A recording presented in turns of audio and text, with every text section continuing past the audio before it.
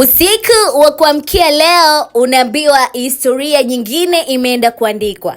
Hii ni baada ya star wa muziki Simba, huyu si mwingine ni Diamond Platnumz ambaye ana kiki sana ukizungumzia bara la Afrika, basi huwezi kumsahau Diamond Platnumz. Sasa katika tamasha kubwa la We Love You Festival ambalo limefanyika huko jijini Cotonou, Benin, unaambiwa tamasha hilo lilifanyika kwa siku 2 mfululizo.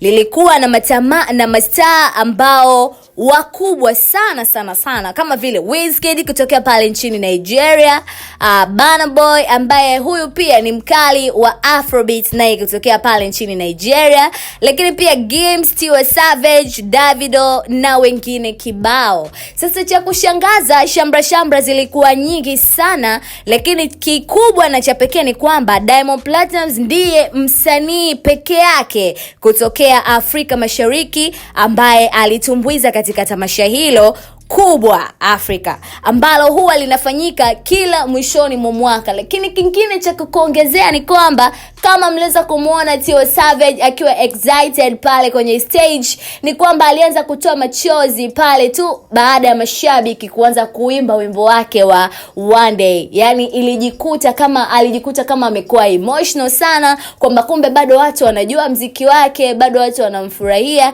Lakini hii ni kuambie ndo faida ya kutoa nyimbo katikati ya Melanin pamoja na wakina nani hawa Gen Z, kizazi cha sasa hivi, kwamba nyimbo zako bado zinakuwa zinaishi kwenye masikio yao. Toa mziki mzuri, fanya kazi nzuri, basi ipo siku tuna wewe utaonekana na nyimbo zako zitakumbukwa.